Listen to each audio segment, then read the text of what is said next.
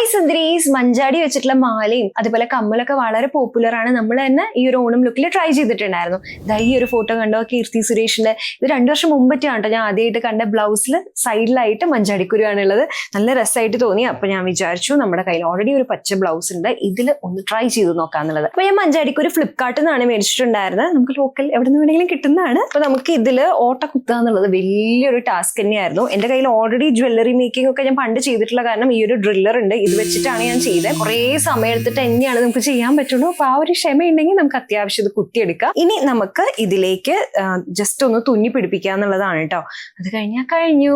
ഇനി നമുക്ക് ട്രൈ ചെയ്ത് നോക്കിയാലോ. അത് കണ്ടെങ്കിൽ ഒരു ലൈൻ ആയിട്ടാണ് കേട്ടോ നമ്മള് തുന്നി എടുത്തിട്ടുള്ളത്. അത് നല്ല രസമായിട്ടുണ്ട്. അങ്ങനെ പെർഫെക്ഷൻ നോക്കേണ്ട കാര്യമില്ല. അത് അങ്ങോട്ടും ഇങ്ങോട്ടും കുറച്ച് നീങ്ങി പോയാലും കുഴപ്പമൊന്നുമില്ല. അതും ഒരു ഭംഗിയാണ് കാണാനായിട്ട്.